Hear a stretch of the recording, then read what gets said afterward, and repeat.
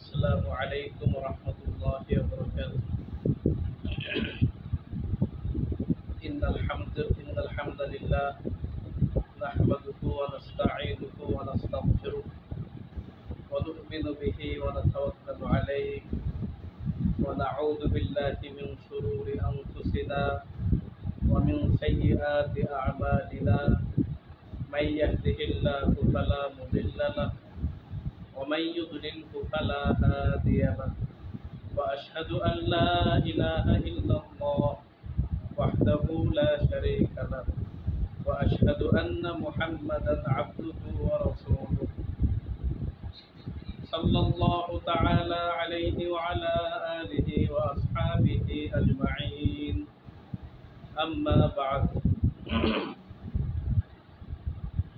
প্রিয় মুসলিম ভাইরা, আমরা ইতিপূর্বে তাওহীদের বিভিন্ন বিষয় নিয়ে আলোচনা করেছি। আমরা গত মাজলিসে আলোচনা করেছি আল্লাহ সুবহানাহু ওয়া তাআলা আছেন, তিনি সৃষ্টিকর্তা, রিজিকদাতা, পালনকর্তা এবং গোটা বিশ্ব পরিচালনাকারী। এই বিশ্বাসটা আমরা ঠিক যেভাবে করি, অমুসলিমরা, ইহুদি খ্রিস্টানরা এবং দুনিয়ার বেশিরভাগ মানুষ এই একই বিশ্বাস পোষণ করে।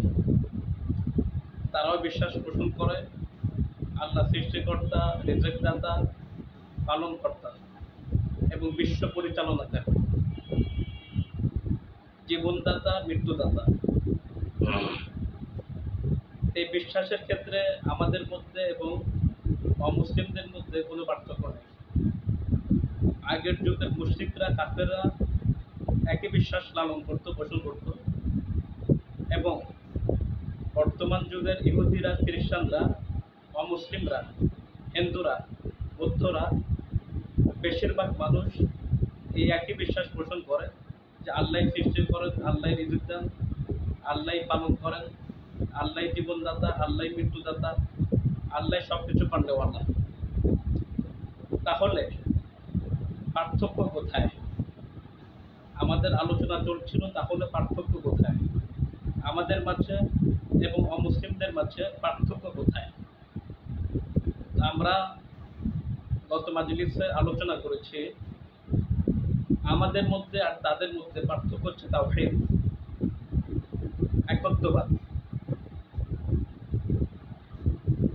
লা ইলাহা ইল্লাল্লাহ। এটাই আমাদের মধ্যে এবং তাদের মধ্যে পার্থক্য। রাসূলুল্লাহ সাল্লাল্লাহু আলাইহি ওয়াসাল্লাম যখন নবুয়ত প্রাপ্ত হলেন, হওয়ার পরে 3 বছর গোপনে ইসলামের দাওয়াত দিয়েছেন, তাওহীদের দাওয়াত দিয়েছেন। এরপর আল্লাহ সুবহানাহু ওয়া তাআলা তাকে নির্দেশ করেছেন, ইয়া আইয়ুহাল মুদ্দাসসির কুম ফাআনজির, হে নবী আপনি উঠুন এবং জাতিকে শিরক থেকে সতর্ক করুন। অন্য একটি আয়াতে আল্লাহ তাআলা নির্দেশ করেছেন, ওয়া আনজির আশিরাতাকাল আকরাবিন, হে নবী এখন আর গোপনে দাওয়াত দিলে চলবে না, এখন আপনি আপনার নিকট আত্মীয়দেরকে সতর্ক করুন, ভীতি প্রদর্শন করুন শিরকের বিষয়। অন্য একটি আয়াতে আল্লাহ তাআলা নির্দেশ করেছেন, ফাসদা বিমা তুমার, হে নবী আপনাকে যা আদেশ করা হয়েছে আপনি সেগুলো প্রকাশ্যে দাওয়াত দিন, প্রকাশ্যে ঘোষণা করুন, সুস্পষ্টভাবে প্রকাশ্যে ঘোষণা করুন। তারপর রাসূলুল্লাহ সাল্লাল্লাহু আলাইহি ওয়াসাল্লাম মক্কার নিয়ম অনুযায়ী সাফা পাহাড়ে আরোহণ করলেন। তখন নিয়ম ছিল কোনো ভীতিকর বিষয়ে সতর্ক করতে হলে পাহাড়ে আরোহণ করে উলঙ্গ হইতে হয়। তারপর কাপড়কে মাথায় দিয়ে ইয়া সবাহা, ইয়া সবাহা বলে ডাক দিতে হয়। ঠিক তদ্রুপ রাসূলুল্লাহ সাল্লাল্লাহু আলাইহি ওয়াসাল্লাম সাফা পাহাড়ে আরোহণ করলেন, কিন্তু তিনি উলঙ্গ হননি। তখন তিনি ইয়া সবাহা বলে ডাকা শুরু করলেন। তখন মক্কার কাফির মুশরিকরা দেখলো এটা এমন ব্যক্তির আওয়াজ যে কখনো মিথ্যা বলে না, যে কখনো প্রতারণা করে না, যে কখনো ধোঁকা দেয় না, যে কখনো কারো ক্ষতি করে না। আওয়াজ পাওয়ার সাথে সাথে মক্কার কাফের মুশরিকরা সকলে সেখানে জড়ো হলো। এমনকি যারা অসুস্থতার কারণে বিভিন্ন কারণে মাজলিসে আসতে পারে নাই, তারা তাদের প্রতিনিধিকে পাঠালো। সকলে জড়ো হলো। তখন রাসূলুল্লাহ সাল্লাল্লাহু আলাইহি ওয়াসাল্লাম সকলকে উদ্দেশ্য করে বললেন, হে মক্কাবাসী, আমি যদি তোমাদেরকে বলি এই পাহাড়ের অপর প্রান্তে শত্রুপক্ষ অবস্থান করছে, অতি শীঘ্রই তারা তোমাদের উপর আক্রমণ করবে এবং মক্কাকে ধ্বংস করে দেবে, তোমরা কি আমার কথা বিশ্বাস করবে? তখন সকলে সমস্যার উপর উঠল, অবশ্যই আমরা তোমার কথা বিশ্বাস করব, কারণ আমরা তোমাকে সবসময় সত্যবাদী পেয়েছি, মিথ্যাবাদী রূপে তোমাকে আমরা কখনোই পাইনি, এবং তুমি আমাদের মধ্যে সর্বশ্রেষ্ঠ ব্যক্তিত্ব, আল আমিন, বিশ্বস্ত এবং আমানতদার। তখন রাসূলুল্লাহ সাল্লাল্লাহু আলাইহি ওয়াসাল্লাম বললেন, ইয়া আহলা মক্কা, হে মক্কাবাসী, লাউ বলতুম কালিমাতান ওয়াহিদাতান, যদি তোমরা একটি কথা বিশ্বাস করো, যদি তোমরা একটি কথা মেনে নাও,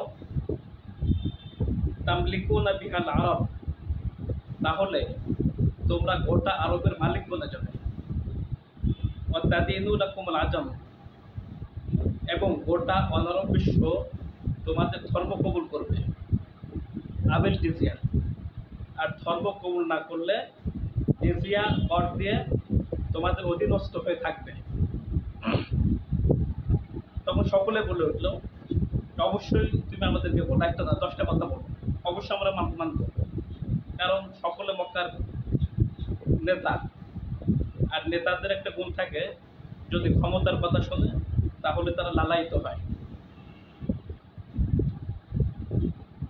তখন রাসূলুল্লাহ সাল্লাল্লাহু আলাইহি ওয়াসাল্লাম তাওহীদের ঘোষণা করলেন। তাওহীদের ঘোষণা করার সাথে সাথে সকলে তার বিরুদ্ধে চলে গেল। মক্কার কাফের মুশরিক সকলে তার বিরুদ্ধে চলে গেল। অথচ কয়েক মিনিট আগ পর্যন্ত তারা সকলেই রাসূলের কথা মানার জন্য অঙ্গীকারবদ্ধ হয়েছে এবং রাসূলের জন্য জীবন দেওয়ার জন্য প্রস্তুত ছিল, এবং রাসূলুল্লাহ সাল্লাল্লাহু আলাইহি ওয়াসাল্লামকে তার কথা সত্যায়ন করেছে। কিন্তু মুহূর্তের মধ্যে তাওহীদের ঘোষণা দেওয়ার সাথে সাথে সকলে পরিবর্তন হয়ে গেল, বিগড়ে গেল, সকলেই বিরুদ্ধে চলে গেল। এখানে এই বিষয়টা বুঝতে হবে, সেটা এমন কি কথা যার মধ্যে যে কথা শোনার সাথে সাথে সকলেই বিগড়ে গেল, আলাদা হয়ে গেল, সমাজ বিচ্ছিন্ন হয়ে গেল, এর মধ্যে এমন কি শক্তি আছে, এমন কি কথা আছে, এটা আমাদেরকে ভালো করে উপলব্ধি করতে হবে, অনুধাবন করতে হবে। আমার জাতি এবং নামধারী মুসলিমরা এই লা ইলাহা ইল্লাল্লাহ ব্যাখ্যা জানে না, ব্যাখ্যা বোঝে না। মক্কার কাফির মুশরিকরা যেভাবে লা ইলাহা ইল্লাল্লাহকে বুঝতে পেরেছে, আমার মুসলিম জাতি সেভাবে বুঝতে পারেনি। যদি সেভাবে বুঝতো তাহলে এরাও মক্কার কাফের মুশরিকদের মতো তাওহীদবাদীদের বিরোধিতায় লিপ্ত হতো। তাহলে এই সমাজ এই ঘোষণাটি মানতে পারল না, সকলে বিগড়ে গেল। তো কি সেই কথা? রাসূলুল্লাহ সাল্লাল্লাহু আলাইহি ওয়াসাল্লাম ইরশাদ করলেন, ইয়া আইয়ুহান নাস কুলু লা ইলাহা ইল্লাল্লাহ তুফলিহুন তা'বুদুনা আল্লাহা ওয়াহদাহু ওয়া তাখলাউনা মা তা'বুদুনা মিন দুনিল্লাহি। ওহে দুনিয়ার লোক সকল, দুনিয়ার সমস্ত মানুষকে এখানে উদ্দেশ্য করা হয়েছে, হে দুনিয়ার সমস্ত মানুষ সকল, তোমরা বলো আল্লাহ ছাড়া কোনো সত্যিকার ইলাহ নেই, আল্লাহ ছাড়া কোনো মাবুদ নেই, আল্লাহ ছাড়া কারো ক্ষমতা চলবে না, আল্লাহ ছাড়া কারো আইন কানুন মানা যাবে না, আল্লাহ ছাড়া কেউ সার্বভৌমত্বের অধিকারী নয়, আল্লাহ ছাড়া কারো ইবাদত চলবে না, কারো নিয়ম কানুন চলবে না, সবকিছু বাতিল করতে হবে। এই ঘোষণাটি শোনার সাথে সাথে বলো লা ইলাহা ইল্লাল্লাহ, আল্লাহ ছাড়া কোনো ইলাহ নেই, তুফলিহুন, যদি তোমরা এটাকে স্বীকার করে নাও, বিশ্বাস করে নাও এবং বলো, তাহলে তুফলিহুনা, তোমরা দুনিয়াতে এবং আখিরাতে সফলতা অর্জন করবে। এবং ব্যাখ্যায় বলা হইতেছে তা'বুদুন আল্লাহ ওয়াহদাহু, অর্থাৎ তোমরা এক আল্লাহর ইবাদত করবে, এক আল্লাহর গোলামি করবে, এক আল্লাহর দাসত্ব করবে। ওয়া তাখলাউনা মা তা'বুদুনা মিন দুনিল্লাহি, এবং আল্লাহর পরিবর্তে তোমরা যাদের ইবাদত করো, যাদের গোলামি করো, যাদের কথা মানো, যাদের দাসত্ব করো, তাদেরকে বর্জন করতে হবে।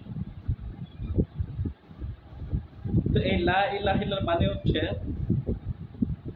এর ব্যাখ্যাটা আমরা বুঝতে পারি নাই, কিন্তু মক্কার কাফির মুশরিকরা ঠিকই বুঝতে পেরেছে। এর জন্য তারা লা ইলাহা ইল্লাল্লাহ বলার সঙ্গে সঙ্গে সকলের প্রতিবাদ জানিয়েছে এবং সকলে বিরোধিতায় লিপ্ত হয়েছে। তো এই লা ইলাহা ইল্লাল্লাহ মানে হচ্ছে তাদের নিজেদের মন করা কোনো আইন বিধান চলবে না, তাদের নিজেদের সার্বভৌমত্ব চলবে না, এবং তাদের কোনো রকমের কথাবার্তা চলবে না, কোনো মতবাদ চলবে না, কোনো নিয়মকানুন চলবে না। একমাত্র আল্লাহর নিয়মকানুন, আল্লাহর দাসত্বকে মেনে নিতে হবে। আল্লাহ ছাড়া অন্য কারো কোনো কথা মানা যাবে না। ব্যক্তি জীবনে, পারিবারিক জীবনে, দাম্পত্য জীবনে, আদালতে, ব্যাংকে, রাষ্ট্রীয় জীবনে, জীবনের সকল ক্ষেত্রে এক আল্লাহর বিধানকে মানতে হবে। এটাই হচ্ছে লা ইলাহা ইল্লাল্লাহ সারমর্ম, মূল অর্থ, মূল কথা। এটা ঘোষণা করার পরপরই সকল কাফের মুশরিকদের প্রতিবাদ করলো। আল্লাহ তাআলা কোরআনের মধ্যে উল্লেখ করেছেন, সূরা সাদ ৫ নম্বর আয়াত, আজআলাল আলিহাতা ইলাহান ওয়াহিদা ইন্না হাযা লা শাইউন উজাব। আবু জাহেল, আবু লাহাবরা, মক্কার কাফের মুশরিকরা তখন বলে উঠলো, সে কি সমস্ত ইলাহকে এক ইলাহ বানিয়ে ফেললো, সমস্ত আল্লাহকে এক আল্লাহ বানিয়ে ফেললো, সমস্ত ইলাহকে এক কেন্দ্রিক করে ফেললো। ইন্না হাযা লা শাইউন উজাব, নিশ্চয়ই এটা অবশ্যই অবশ্যই আশ্চর্যকর কথা। এবং তারা রাসূলুল্লাহ সাল্লাল্লাহু আলাইহি ওয়াসাল্লামকে বিভিন্ন গালিগালাজ শুরু করলো। এর কারণটা কি? এর মূল কারণটা হইতেছে তারা লা ইলাহা ইল্লাল্লাহ ব্যাখ্যা বুঝতে পেরেছে। এই লা ইলাহা ইল্লাল্লাহ ব্যাখ্যা হচ্ছে, মানে হচ্ছে রাস্তার মোড়ে মোড়ে কোনো মূর্তি চলবে না, খানায় খাবারের ভিতরে এবং বাহিরে কারো আনুগত্য চলবে না, কারো পূজা চলবে না, কোনো দেবদেবী চলবে না, কোনো মূর্তি চলবে না। সবখানে এক আল্লাহকে মানতে হবে, এক আল্লাহর বিধানকে মানতে হবে, এবং ইসলাম ছাড়া অন্য কোনো মতবাদকে মানা যাবে না। চাই হিন্দু ধর্ম, খ্রিস্টান ধর্ম, ইহুদি ধর্ম, বৌদ্ধ ধর্ম, নাস্তিক ধর্ম, তারপরে গণতন্ত্র, সমাজতন্ত্র, ধর্মনিরপেক্ষতাবাদ, জাতীয়তাবাদ, পুঁজিবাদ, রাজতন্ত্র, আরও যত রকমের তন্ত্রমন্ত্র আছে, এসব কিছু বর্জন করতে হবে। একমাত্র আল্লাহ পাকের মতবাদ ইসলামকে মেনে নিতে হবে, ইসলামকে গ্রহণ করতে হবে, আর কোনোটা মান্য করা যাবে না। এটা হলো লা ইলাহা ইল্লাল্লাহর ব্যাখ্যা। তো মক্কার কাফেররা মুশরিকরা বলে উঠলো, আজআলাল আলিহাতা ইলাহান ওয়াহিদা, তারা কি সমস্ত ইলাহকে, উপাস্যদেরকে এক ইলাহ বানিয়ে ফেললো। ইসলামের মূল ভিত্তি হচ্ছে পাঁচটি। ইসলামের মূল ভিত্তি পাঁচটি। এই পাঁচটির মধ্যে মূল ভিত্তি ঈমান, নামাজ, রোজা, হজ, যাকাত। এই পাঁচটির মধ্যে প্রথম মূল ভিত্তি হচ্ছে ঈমান, আর ঈমানের মূল ভিত্তি হচ্ছে তাওহীদ। আর এই তাওহীদের উপর দুইটা। এখানে একটা বিষয় স্পষ্ট, যদি তাওহীদ ঠিক না থাকে তাহলে কোনো রকমের ইবাদত, আমল গ্রহণযোগ্য হবে না। যেমন এক ছাড়া শূন্যের কোনো মূল্য নেই। আপনি লাখ লাখ শূন্য লিখলেন, কোনো মূল্য নেই, কিন্তু আপনি যদি বামে এক লাগান, এরপর একটি শূন্য, দুইটি শূন্য, তিনটি শূন্য, এই শূন্যের মূল্য আছে, কিন্তু এক ছাড়া শূন্যের কোনো মূল্য নেই। এর জন্য তাওহীদ যদি ঠিক না থাকে তাহলে আপনি যত নামাজ পড়েন, যত রোজা রাখেন, যত হজ করেন, যত যাকাত দেন, যত দান খয়রাত করেন, যত জিহাদ করেন, যাই করেন, কোনো ফায়দা হবে না। সব শূন্যের কোঠায়, ফলাফল শূন্যের কোঠায়। আমাদের সমস্যা এখানে আজকে কোটি কোটি মুসলমান তাওহীদ ঠিক নেই, অনেক নামাজ পড়তেছে, অনেক রোজা রাখতেছে, অনেক টাকা দিচ্ছে, অনেক কাজ করতেছে, অনেক জিকির করতেছে, অনেক হজ করতেছে, অনেক দান খয়রাত করতেছে, অনেক দিনের কাজ করতেছে, কিন্তু তাওহীদ ঠিক নাই। এই কারণে সমস্ত আমল ব্যর্থতায় পর্যবেসিত হবে, সব নাকাম হয়ে যাবে। এর জন্য শুরুতে আমাদের তাওহীদটাকে ঠিক করতে হবে। তাওহীদ ঠিক হওয়ার পরে 1-0 2-0 সব ফলদায়ক। আপনার তাওহীদ আকীদা বিশ্বাস ঠিক হওয়ার পরে নামাজ পড়লে ফায়দা হবে, রোজা রাখলে ফায়দা হবে, জিকির করলে ফায়দা হবে, জিহাদ করলে ফায়দা হবে, যে কোনো ইবাদত করলে ফায়দা হবে। আর তাওহীদ ঠিক না থাকলে সমস্ত আমল বাতিল হয়ে যাবে। ওয়া মান ইয়াকফুর বিল ঈমান ফাকাদ হাবিতা আমালুহু ওয়া হুয়া ফিল আখিরাতি মিনাল খাসিরিন। যে ব্যক্তি কুফর করবে তার সমস্ত আমল বাতিল হয়ে যাবে এবং সে মহা ক্ষতিগ্রস্তের অন্তর্ভুক্ত হবে। এবং ঠিক তদ্রুপ ওয়ালাউ আশরাকু লাহাবিতা আনহুম মা কানু ইয়ামালুন। ওয়ালাউ আশরাকু, সমস্ত নবীরাও যদি শিরক করে, লাহাবিতা আনহুম মা কানু ইয়ামালুন, তাহলে তাদের সমস্ত আমল বরবাদ হয়ে যাবে। তো তাওহীদ ঠিক না থাকলে সমস্ত আমল বরবাদ, এমনকি নবীদের আমলও বরবাদ। নবীদের আমলের মতো আমল তো দুনিয়ার কারো নেই। নবীদের আমল সর্বশ্রেষ্ঠ আমল, সবচেয়ে বেশি আমল, সবচেয়ে সুন্দর আমল, সবচেয়ে গ্রহণযোগ্য আমল। এই নবীদের তাওহীদ যদি নষ্ট হয় তাহলে আল্লাহ বলে সমস্ত আমল নষ্ট হয়ে যাবে, বরবাদ হয়ে যাবে এবং জাহান্নামের অন্তর্ভুক্ত হবে। এর জন্য শিরক, কুফর, বেদাত এই সমস্ত বিষয় হলো বিষাক্ত। যদি আটলান্টিক মহাসাগরের মধ্যে পানির মধ্যে যদি একটু বিষ ক্রিয়া কেউ ঢেলে দেয়, গোটা পানিকে বিষাক্ত করে দেবে। তদ্রুপ আটলান্টিক সাগরের মতো আমলের মধ্যে যদি শিরক চলে আসে, কুফর চলে আসে, ইসলাম বিদ্বেষী আকীদা চলে আসে, এই সমস্ত আমলকে বরবাদ করে ফেলবে। এর জন্য আমাদের এক ঠিক করতে হবে। এক ঠিক করার পর যত শূন্য লাগাবো ফায়দা হবে, এক ঠিক না করে কোটি কোটি শূন্য লাগালে কোনো ফায়দা হবে না। এটা আমাদের মূল বিষয়। তো মক্কার কাফের মুশরিকরা বুঝতে পেরেছিল লা ইলাহা ইল্লাল্লাহ অর্থটা কি, লা ইলাহা ইল্লাল্লাহ মানেটা কি।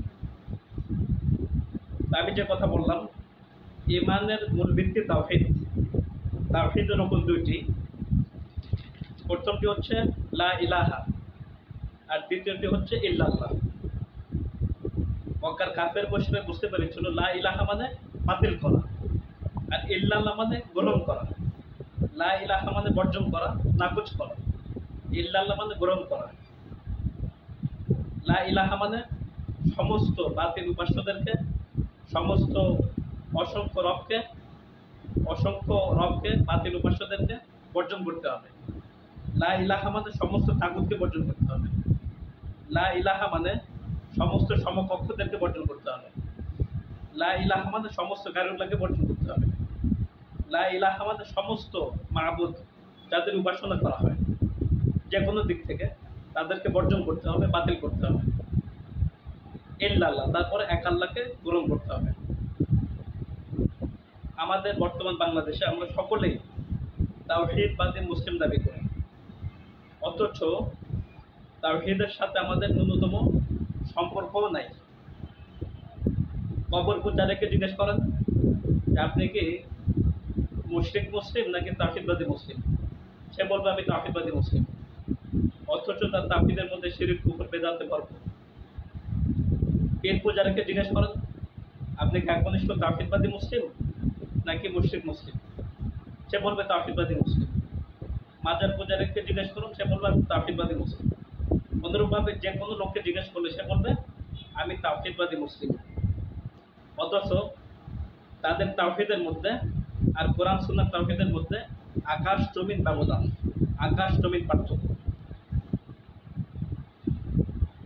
আপনি পীরদেরকে জিজ্ঞেস করেন আপনারা কি সত্যিকার অর্থে তাওহীদবাদী মুসলিম নাকি আপনাদের তাওহীদের মধ্যে গন্ডগোল আছে, তারাও বলবে আমরা তাওহীদবাদী মুসলিম। অথচ পীর ফকিরদের আকীদা জঘন্য আকীদা, জঘন্য শিরক তাদের মধ্যে আছে। তো আজকে ইনশাআল্লাহ বয়ানের লাস্টের দিকে পীরদের কিছু আকীদা নিয়ে আলোচনা করব, যেগুলি আমাদের জানা অতীব জরুরি, অতীব গুরুত্বপূর্ণ। কারণ এরা হইতেছে ইমানকে যারা চুরি করতেছে, অথচ ইমানদার বুঝতে পারতেছে না। তাওহীদবাদীরা বুঝতে পারতেছে না যে তাদের তাওহীদকে কিভাবে চুরি করে দিয়ে যাচ্ছে। এর জন্য তাদের আকীদা থেকে, তাদের বিশ্বাস থেকে অবশ্যই আমাদেরকে সতর্ক থাকতে হবে এবং করণীয় কি সেটা আমাদেরকে জানতে হবে, বুঝতে হবে। তো আমরা বুঝতে পারলাম লা ইলাহা ইল্লাল্লাহ দুটি রকম, একটা লা ইলাহা আর একটা ইল্লাল্লাহ। লা ইলাহা মানে বাতিল করা, ইল্লাল্লাহ মানে গ্রহণ করা। লা ইলাহা মানে কাকে বাতিল করা? অসংখ্য রবকে বাতিল করা, সমস্ত আলেহাদেরকে বাতিল করা এবং সমস্ত উপাস্যদেরকে বাতিল করা এবং সমস্ত গায়রুল্লাহকে বাতিল করা। আর ইল্লাল্লাহ মানে একমাত্র আল্লাহকে গ্রহণ করা। তাহলে আমরা বুঝতে পারলাম ইসলাম ছাড়া আর কোনো মতবাদ গ্রহণযোগ্য হবে না। যে সত্যিকার অর্থে তাওহীদবাদী মুসলিম, সে ইসলাম ছাড়া আর কোনো ধর্মকে কবুল করবে না। কুরআনুল কারীমের মধ্যে আল্লাহ তাআলা স্পষ্ট ইরশাদ করেছেন, ইন্নাদ দীনা ইনদাল্লাহিল ইসলাম, আল্লাহর নিকট একমাত্র গ্রহণযোগ্য ধর্ম ইসলাম। ওয়া মান ইয়াবতাগি গায়রাল ইসলামি দীনান ফালা ইউকবালা মিনহু, যে ব্যক্তি ইসলাম ছাড়া অন্য কোনো দিন তালাশ করবে, অন্য কোনো ধর্ম তালাশ করবে, অবশ্যই ক্ষতিগ্রস্ত অন্তর্ভুক্ত হবে এবং কিছুতে তার থেকে সে ধর্ম কবুল করা হবে না। ওয়া মান ইয়াবতাগি গায়রাল ইসলামি, যে ব্যক্তি ইসলাম ছাড়া অন্য কোনো ধর্ম তালাশ করে, ফালা ইউকবালা মিনহু, কোশ্চেন কালো কিছুতেই তার থেকে সে ধর্ম কবুল করা হবে না। গণতন্ত্র একটি ধর্ম, যে ব্যক্তি কবুল করবে তার থেকে ইসলাম কবুল করা হবে না, সে মুসলিম না। সমাজতন্ত্র, ধর্ম নিরপেক্ষতাবাদ, জাতীয়তাবাদ, পুঁজিবাদ, এক একটা 17টা ধর্ম, হিন্দু, খ্রিস্টান, বৌদ্ধ, নাস্তিক, এই সব এক একটা ধর্ম, এক একটা মতবাদ। এই সমস্ত মতবাদকে বর্জন করে একমাত্র দিন ইসলামকে গ্রহণ করতে হবে। কোরআনের ইসলামকে গ্রহণ করতে হবে, কোরআনের মতবাদকে গ্রহণ করতে হবে, একমাত্র আল্লাহর ইসলামকে মেনে নিতে হবে। তাহলে সে তাওহীদবাদী মুসলিম হতে পারবে। আর যে ব্যক্তি ইসলামও মানবে, ইসলামও মানবে, কুফরি মতবাদও মানবে, ইসলামও মানবে, হিন্দুদের আকীদাও মানবে, ইসলামও মানবে, ইসলাম বিদ্বেষী আকীদাও গ্রহণ করবে, সে কখনোই মুসলিম না, সে কখনো তাওহীদবাদী নয়। যদিও সারাদিন বলে যে আমি তাওহীদবাদী, এরপরও সে তাওহীদবাদী না। তার মধ্যে ইসলাম আসে নাই, তার মধ্যে তাওহীদ আসে নাই, তার আকীদা বিশুদ্ধ হয়নি। এর জন্য এখন আমি আপনাদের সম্মুখে তাওহীদের যে রোপণের বিষয়ে কিছু দলিল পর্যায়ে আলোচনা করব। তো যে কথা বলছিলাম, তাওহীদের রোপণ দুটি, একটি হচ্ছে লা ইলাহা, আরেকটি হচ্ছে ইল্লাল্লাহ।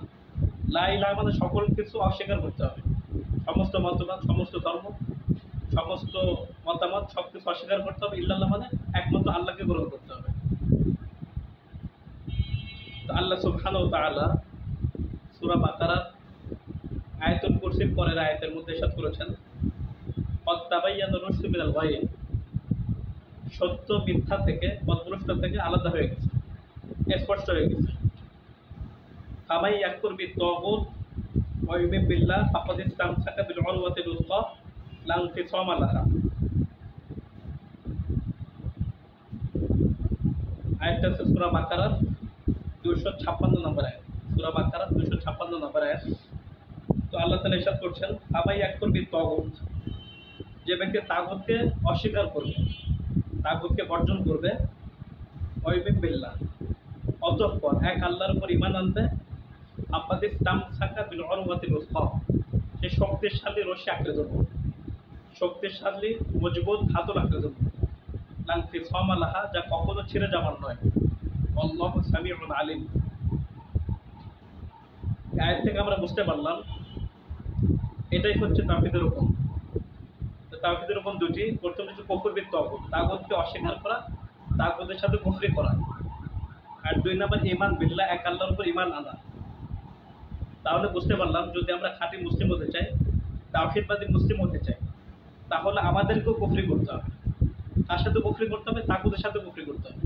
এই কুফরি করা ফরজ। কুফর বিত তাগুত, তাগুতের সাথে কুফরি করা, এটা হলো ফরজ। অমুসলিমরা করে আল্লাহর সাথে কুফরি। এর জন্য তারা কাফের। আর আমরা যদি তাগুতের সাথে কুফরি না করি তাহলে আমরাও মুসলিম হতে পারবো না। তাহলে ঈমানের পূর্ব শর্ত হচ্ছে কুফর বিদ তাগুত। প্রথমে তাগুতকে বর্জন করা, তাগুতকে অস্বীকার করা, তাগুতের সাথে কুফরি করা, এরপরে ঈমান বিল্লাহ আর এক আল্লাহর উপর ঈমান আনা। তাহলে প্রথমে লা ইলাহা মানে খালি করা, দাখলিয়া, সমস্ত ইলাহকে খালি করা, সমস্ত তাগুতকে খালি করা। এরপরে খালি হওয়ার পর ইল্লাল্লাহ, এক আল্লাহকে গ্রহণ করা। এটাই হচ্ছে লা ইলাহা ইল্লাল্লাহ।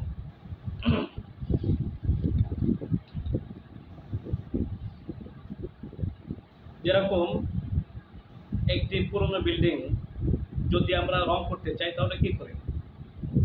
আগে পুরানো বিল্ডিং ঘষে মেজে ধুয়ে পরিষ্কার পরিচ্ছন্ন করে এরপরে নতুন রং লাগাই।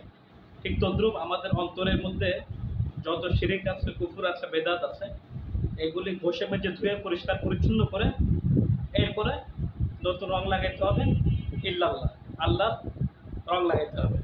তখন আমাদের তাওহীদ ঠিক হবে, এর আগে তাওহীদ ঠিক হবে না। এখন আমি আপনাদের সম্মুখে একটি গুরুত্বপূর্ণ বিষয় নিয়ে আলোচনা করব। সেটি হচ্ছে আমাদের সমাজে অনেকেই তাওহীদবাদী মুসলিম দাবি করে। তো আমি খণ্ড পীর সাহেবদের বিষয়গুলো আলোচনা করব না। যারা হক্কানি পীর দাবি করে তাদের কিছু আকীদা তুলে ধরব, অতি সংক্ষেপে তুলে ধরব। বিস্তারিত করতে গেলে 3-4 ঘন্টা লাগবে। বিস্তারিত বলবো না, অতি সংক্ষেপে শুধু আকীদাগুলো তুলে ধরবো আর কিছু সাজেশন দেব। আমাদের বাংলাদেশের একজন হক্কানি পীর দাবিদার, এটা আমি এর জন্য বলছি, তাকে ইতিপূর্বেও অনেকবার সতর্ক করা হয়েছে যে আপনাদের আকীদা সংস্কার করুন, আকীদা ঠিক করুন, শিরক কুফর বেদাত দূর করুন। এরপরও তারা কোনো এটাকে কাজ হিসাবে দিচ্ছে না, বরং আরো ভালো ভালো কাগজে তাদের আকীদা প্রচার প্রসার করছে, মানুষের মধ্যে বিলি করছে। এই জন্য তাদের আকীদা শিরক কুফর বেদাতের বিরুদ্ধে বলাটা ঈমানি কর্তব্য, ঈমানি দায়িত্ব। একজন আলেমের দায়িত্ব কি? একজন আলেমের দায়িত্ব হচ্ছে, আল্লাহ তাআলা একজন আলেমের দায়িত্ব দিয়েছেন যে কোরআনের যে ইলম তাকে দান করা হবে সেটা স্পষ্ট করে ঘোষণা করা এবং কোনো কিছু গোপন না করা। ওয়াইদ আখাযাল্লাহু মিসাকাল লাযিনা উতুল কিতাব লা তুবাইয়িনুন্নাহু লিন-নাসি ওয়া লা তাকতুমুনাহু। যাদেরকে কিতাবের ইলম দান করা হয়েছে আল্লাহ তাআলা তাদের থেকে প্রতিশ্রুতি গ্রহণ করেছেন, ওয়াদা গ্রহণ করেছেন, লা তুবাইয়িনুন্নাহু লিন-নাসি, তোমরা কিতাবের ইলমকে সুস্পষ্টভাবে বয়ান করবে, স্পষ্টভাবে বয়ান করবে, খোলাখুলি বয়ান করবে, খুলে খুলে বয়ান করবে। ওয়া লা তাকতুমুনাহু, এবং এর কোনো অংশ গোপন করবে না। তো একজন আলেমের দায়িত্ব হচ্ছে শিরক কুফর বেদাত সংস্কার করা, তার মধ্যে শিরক কুফর বেদাত চিন্তা থাকলে সতর্ক করে দেওয়া, জাতিকে সতর্ক করা। এটা ঈমানি দায়িত্ব, ঈমানি কর্তব্য, এটা কোনো গীবত জ্ঞান না। এই আলোচনা যদি তাদের পর্যন্ত পৌঁছে, যেন আল্লাহ তাআলা তাদেরকে হেদায়েতের নূর দান করে এবং শিরক কুফর বেদাত থেকে দূরে থাকার তৌফিক দান করে এবং তাদের বইগুলো থেকে শিরক কুফর বেদাত উঠে দেওয়ার তৌফিক দান করে। আমিন। তো সেই পীরকে বাংলাদেশের বিখ্যাত পীর চরমোনাই পীর। চরমোনাই পীরের প্রতিষ্ঠাতা হলেন ইসহাক সাহেব। তো ওনার 27খানা বই আছে। ওই 27খানা বইয়ের মধ্যে ফুলে ভরা বই, শিরক বেদাতে ভরপুর। সেগুলি তারা খুব ভালোভাবে মুরিদদের মাঝে প্রমোট করে এবং এগুলোর আলোচনা করে এবং লাখ লাখ মুরিদরা তাদের বই ক্রয় করে এবং এই বইগুলো পড়ে পড়ে আকীদার বিশ্বাস যতটুকু ঠিক ছিল ততটুকু নষ্ট করতেছে। এবং তারা সারা বাংলাদেশে যে কটা মাহফিল করে প্রত্যেক মাহফিলে তাদের 27খানা বই বিক্রি করে। তাদের বাৎসরিক 2টা মাহফিলে তো বিক্রি করেই, ওই সারা বাংলাদেশে যেখানেই যখন মাহফিল করে সেখানে তাদের বই ভালো ভালো কাগজে ছাপায় বিলি করে বিক্রি করে, ব্যবসা করে। তো তাদের ওই 27খানা বইয়ের মধ্যে যে কটা আকীদা আছে এর মধ্যে 13টি আকীদা বেশি জঘন্য, একদম শিরকের পর্যায়ে। তো আমি সংক্ষিপ্তভাবে ওই 13টা আকীদা নিয়ে আলোচনা করবো ইনশাআল্লাহ। আরেকটি বিষয় হচ্ছে খণ্ডপীঠদের শিরক কুফর বেদাতে আকীদার কোনো শেষ নেই। তা আপনারা এটা বুঝতেই পারছেন যে হক্কানি পীর দাবি করে তাদের আকীদা যদি এত জঘন্য হয়, তাহলে যারা বাতিল পীর খণ্ডপীর তাদের আকীদা কি হবে এটা আপনারা ভালো করে বুঝতে পারছেন। এর জন্য আমাদের বাতিল পীরদের আলোচনা করা হবে, আগে হক্কানি যারা দাবিদার এদের আকীদার বিষয় নিয়ে আলোচনা করা হবে ইনশাআল্লাহ। তো তাদের 13টা আকীদার মধ্যে 1 নম্বর আকীদা হলো আখিরাতে পীরগণ মুরিদদের জন্য সুপারিশ করবে। আখিরাতে পীরগণ মুরিদদের জন্য সুপারিশ করবে, এটা আছে বেদে মারেফাত পৃষ্ঠা নাম্বার 60। বেদে মারেফাত পৃষ্ঠা নাম্বার 60, আখিরাতে পীরগণ মুরিদদের জন্য সুপারিশ করবে। এটা স্পষ্ট শিরকি আকীদা, কারণ আল্লাহ সুবহানাহু ওয়া তাআলা ইরশাদ করেছেন সমস্ত শাফাআতের মালিক একমাত্র আল্লাহ তাআলা। কুল আশ-শাফাআতু লিল্লাহি জামিআ, এই শাফাআতের মালিক একমাত্র আল্লাহ তাআলা। এবার সূরা আয়াতুল কুরসির মধ্যে আছে মান যাল্লাযী ইয়াশফা'উ ইনদাহু ইল্লা বিইযনিহি, এমন কে আছে যে আল্লাহর অনুমতি ব্যতীত সুপারিশ করতে পারে? আমরা এটা অস্বীকার করছি না। কিয়ামতের মাঠে আল্লাহ তাআলা যাদেরকে সুপারিশ করার অধিকার দিবেন, অনুমতি দিবেন, তারা সুপারিশ করতে পারবে। কিন্তু অনুমতি পাওয়ার আগে সুপারিশ করার ক্ষমতা দুনিয়ার কারো নাই। যদি কেউ মনে করে তাহলে এটা শিরক হবে, বড় শিরক হবে। সুপারিশের বিষয়ে স্পষ্ট কথা হলো যারা সুপারিশ করতে পারবে তাদের আল্লাহর পক্ষ থেকে অনুমতি লাগবে। অনুমতি পাওয়ার আগে কেউ সুপারিশ করতে পারবে না। যাদের জন্য সুপারিশ করা হবে তাদের ক্ষেত্রেও আল্লাহ পাকের পক্ষ থেকে অনুমতি লাগবে। তো দুই ক্ষেত্রে অনুমতি লাগবে, সুপারিশকারীও অনুমতি প্রাপ্ত হইতে হবে, আর যার জন্য সুপারিশ করা হবে তার জন্য অনুমতি প্রাপ্ত হইতে হবে আল্লাহ পাকের পক্ষ থেকে। এর জন্য সমস্ত নবীরা ইয়া নাফসি ইয়া নাফসি করতে থাকবে, এরপর রাসূলুল্লাহ সাল্লাল্লাহু আলাইহি ওয়াসাল্লাম সিজদায় পড়ে যাবেন। তখন আল্লাহ তাআলা রাসূলকে বলবেন, হে নবী আপনি মাথা উঠান, আপনি যা সুপারিশ করবেন আমি সেটা কবুল করব। নবীদের সুপারিশের অনুমতি পাবেন, তারপরে তিনি সুপারিশ করবেন। এর আগে তারও সুপারিশ করার ক্ষমতা নেই। তো উনি কিভাবে জানলো যে পীর সাহেবরা মুরিদদেরকে সুপারিশ করতে পারবে? কোন পীর সাহেব অনুমতি পাবে, আবার কোন মুরিদদেরকে সুপারিশ করতে পারবে? এই জন্য এটা একদম স্পষ্ট শিরকি আকীদা। অনুমতি পাওয়ার আগে কেউ কারোর জন্য সুপারিশ করতে পারবে না। তো এটা বাতিল আকীদা, এই আকীদা আমাদের থেকে দূর করতে হবে। 2 নম্বর আকীদা হচ্ছে পীরের কাছে মুরিদ হওয়া ফরজ। পীরের কাছে মুরিদ হওয়া ফরজ। মাওয়াইদে সাকিয়া পৃষ্ঠা নাম্বার 55। মাওয়াইদে সাকিয়া পৃষ্ঠা নাম্বার 55 এর মধ্যে আছে পীরের কাছে মুরিদ হওয়া ফরজ। এটা একটা কুফরি আকীদা, কারণ বিধান দেওয়ার মালিক একমাত্র আল্লাহ সুবহানাহু ওয়া তাআলা। আল্লাহ তাআলা বলছে ইনিল হুকমু ইল্লা লিল্লাহ, বিধান দেওয়ার মালিক একমাত্র আল্লাহ তাআলা। আল্লাহ লাহুল খালকু ওয়াল আমর, সৃষ্টির যার বিধান চলবে তার। এবং শত শত পরিপরি আয়াতে হাদিস আছে যে বিধান প্রণেতা, শরীয়ত প্রণেতা একমাত্র আল্লাহ সুবহানাহু ওয়া তাআলা এবং রাসূলুল্লাহ সাল্লাল্লাহু আলাইহি ওয়াসাল্লাম। আর ফরজ দেওয়ার মালিক হলো একমাত্র আল্লাহ সুবহানাহু ওয়া তাআলা। নামাজ ফরজ, তাওহীদ শিক্ষা করা ফরজ, রোজা ফরজ, হজ ফরজ, জিহাদ ফরজ, এগুলো কোরআনের মধ্যে বর্ণিত আছে। এগুলো ফরজ, এগুলো আল্লাহর পক্ষ থেকে আসছে। কিন্তু পেট ধরা ফরজ, এটা সে কোথায় পেল? এই বিধান কে দিল? কোন ওহীর মাধ্যমে এটা আসছে যে পেট ধরা ফরজ? স্পষ্ট বুঝতে হবে এটা শিরকি আকীদা। এবং এটা আল্লাহ থেকে আসে নাই, শয়তান থেকে তার কাছে আসছে। পেট ধরা ফরজ শিরকি আকীদা। ফরজ দেওয়ার বিধান একমাত্র আল্লাহ তাআলা। একটা আয়াতের মধ্যে আল্লাহ তাআলা ইরশাদ করেছেন আম লাহুম শুরাকা শারাউ লাহুম মিনাদ দ্বীন মা লাম ইয়াযাম বিহিল্লাহ, তাদের কি এমন শরীক আছে, অংশীদার আছে যারা শারাউ লাহুম মিনাদ দ্বীন, তাদের জন্য শরীয়ত তৈরি করতেছে, শরীয়তের বিধিবিধান তৈরি করতেছে, মা লাম ইয়াযাম বিহিল্লাহ, আল্লাহ তাআলা যার অনুমতি দেননি, আল্লাহ তাআলা যার অনুমতি দেননি সেই বিষয়ে যারা শরীয়তের বিধিবিধান তৈরি করতেছে। এখানে আল্লাহ তাআলা স্পষ্ট তাদেরকে শরীক বললেন।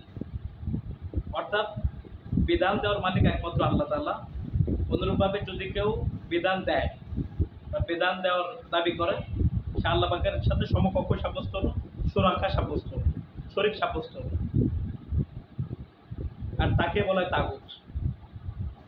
আল্লাহ পাকের আসনে বসে দেয়, বিধান দেওয়ার মালিক আল্লাহ, এখন অন্য কেউ বিধান দিচ্ছে, তাহলে কি সে আল্লাহ পাকের আসনে বসে গেল, সে তাগুত হয়ে গেল।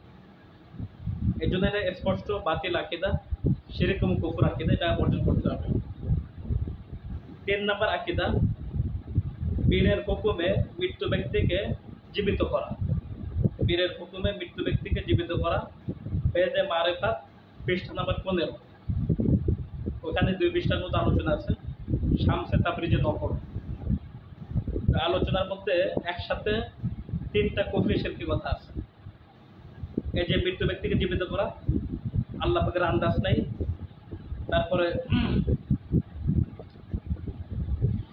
আল্লাহ পাকের আন্দাজ নেই, কারণ 2-3টা আছে, এগুলো আমি আলোচনা করবো ইনশাআল্লাহ। এখানে দেখেন তাওহীদ রুবুবিয়্যাহ কাকে বলে। রুবুবিয়্যাতের ক্ষেত্রে আল্লাহকে একক গণ্য করা। রব শব্দের শাব্দিক অর্থ হচ্ছে, রব শব্দটা কোরআনে 980 বার আসছে। রব শব্দের অর্থ হচ্ছে একমাত্র সৃষ্টিকর্তা, একমাত্র রিজিকদাতা, একমাত্র বিধানদাতা, একমাত্র পালনকর্তা, একমাত্র জীবনদাতা এবং একমাত্র মৃত্যুদাতা হলেন আল্লাহ সুবহানাহু ওয়া তাআলা। জীবন দেওয়ার একমাত্র মালিক আল্লাহ, মৃত্যু দেওয়ার একমাত্র মালিক আল্লাহ, রিজিক দেওয়ার একমাত্র মালিক আল্লাহ, সৃষ্টি করার একমাত্র মালিক আল্লাহ।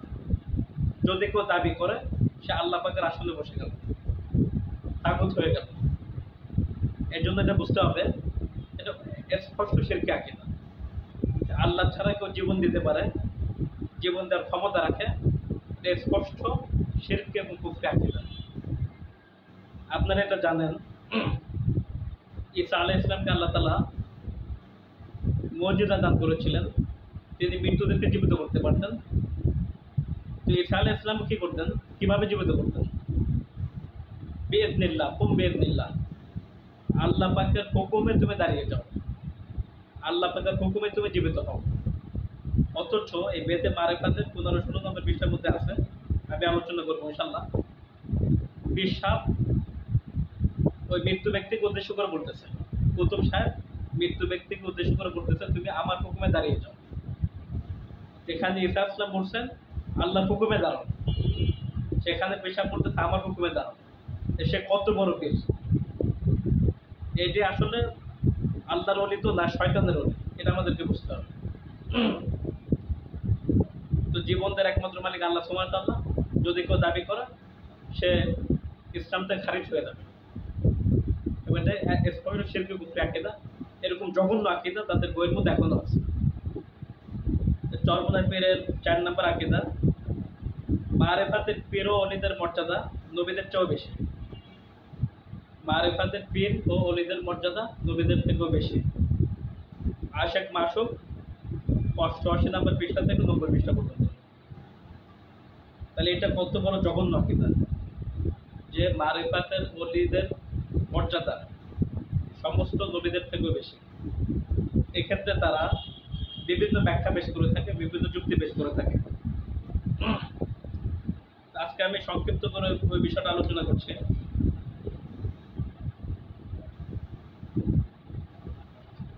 তারা বলে থাকে নবীদের থেকে অলিরা কেন বেশি শ্রেষ্ঠ, কেন বেশি মর্যাদা সম্পন্ন। এই কারণ হিসাবে তারা বিভিন্ন কথা বলে থাকে। 3টা কারণ তারা ব্যাখ্যা করে। এর মধ্যে একটি কারণ হচ্ছে নবীরা জাহিরে ইলম রাখে, আল আম্বিয়া ইয়ালামুনা ইলমা যাহির। সমস্ত নবী রাসূলরা জাহিরে ইলম রাখে, ওয়ালা ইয়ালামুনা ইলমাল বাতিন, কিন্তু বাতিনি ইলম রাখে না। নবীরা জাহিরে ইলম রাখে, প্রকাশ্য ইলম রাখে, ওহির ইলমগুলি রাখে, কিন্তু বাতিনি বা গোপনীয় ইলমগুলি রাখে না। এই ক্ষেত্রে তারা যুক্তি পেশ করে থাকে, মুসা আলাইহিস সালাম তিনি জাহিরে ইলম পোষণ করতেন, আর খিদির আলাইহিস সালাম ছিল আল্লাহর ওলি, উনি জাহিরে ইলমও রাখতেন, বাতিনি ইলমও রাখতেন। এর জন্য মুসা ইসলাম খিদিরের কাছে গেছিলেন।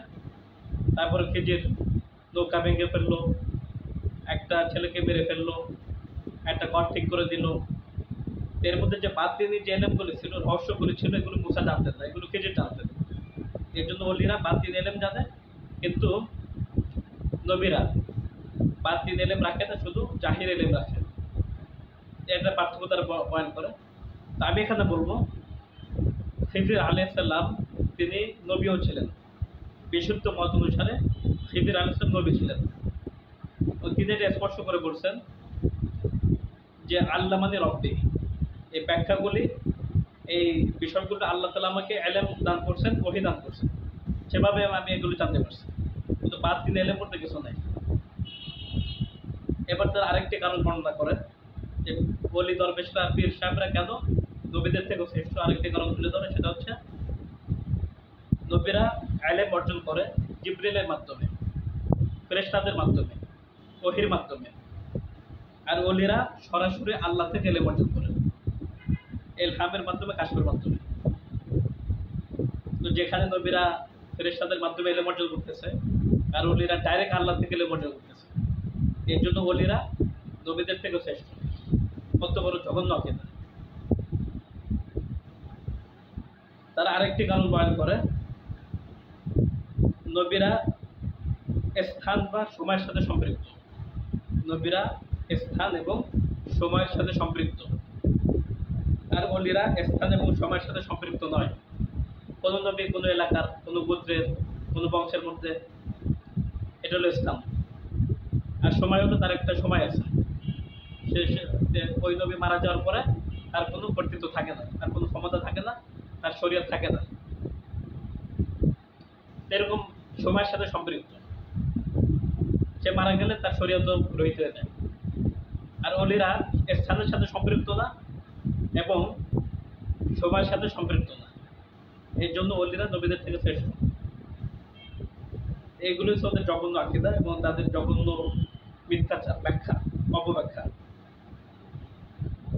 এই যে পীর সাহেবদের আরেকটি জঘন্য আকীদা, নবীরা ওহী ছাড়া কিছু জানতে পারে না, আর ওলিরা কাশফের মাধ্যমে সবকিছু দেখে এবং সবকিছু জানে। কাশফের মাধ্যমে সবকিছু দেখে আর ইলহামের মাধ্যমে সবকিছু জানতে পারে। আউযু বিল্লাহি মিনাশ যালিক।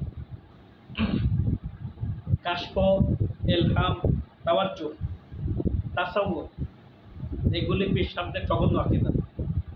হানাফিল্লাহ, মাকাবিল্লাহ, এই সমস্ত পরিভাষাগুলি, এই সমস্ত বিষয়গুলো পীর সাহেবদের জঘন্য আকীদা, শরিয়াত পরিপন্থী আকীদা, কোরআন সুন্নাহর সাথে সাংঘর্ষিক আকীদা, যেগুলি বেশিরভাগ পীর সাহেব পোষণ করে থাকে। তো কাশফ মানে কি? কাশফ মানে খোলা। তো তারা বলে যে কাশফের মাধ্যমে ওলিরা সবকিছু দেখতে পারে আর ইলহামের মাধ্যমে সবকিছু জানতে পারে। এগুলো শিরক, মানে মারাত্মক পর্যায়ের শিরক। আমাদের নবী তো মেরাজে গিয়েছেন ফেরেশতাদের মাধ্যমে, আর ওলিরা বলে আমি বসে কাশফের মাধ্যমে গোটা দুনিয়া, আসমান জমি সব দেখতে পেলে। এগুলি আপনারা পীর সাহেবদের বইয়ের মধ্যে পাবেন। তাজকিরাতুল আউলিয়া একটা বই আছে, এর মধ্যে এরকম অনেক ঘটনা আছে। পীর সাহেবদের গাঁজাখুরি, কিসসা কাহিনী, মিথ্যাচার, অপবাদ, বিভিন্ন কথাবার্তা, ইসলাম বিদ্বেষের কথাবার্তা বইগুলোর মধ্যে আছে। আমি আমার জাতিকে বলবো, গোটা পৃথিবীর সবকিছু কে দেখে, সবকিছু কে শোনে, সবকিছু কে নিয়ন্ত্রণ করে? একমাত্র আল্লাহ সুবহানাহু ওয়া তাআলা। এক্ষেত্রে তার কোনো অংশীদার নেই, তার কোনো শরীক নেই। অথচ পীর সাহেবদের আকীদা যে ওলিরা সবকিছু দেখে, সবকিছু জানে, ওলিরা বিশ্ব পরিচালনা আল্লাহর সাথে শরীক হয়। এই জন্য বলে গাউসুল আজম, মানে কি? ত্রাণকর্তা, সাহায্যকারী, বিপদ থেকে উদ্ধারকারী। দুনিয়াতে একজন গাউসুল আজম আছে, 4 জন কুতুব আছে, 40 জন আবদাল আছে, এটা আছে সেটা আছে, সব পীর সাহেবদের ভণ্ডামি আকীদা। এবং তারা বিশ্ব পরিচালনা আল্লাহর সাথে শরীক হয়, জঘন্য পর্যায়ে শিরক আকীদা।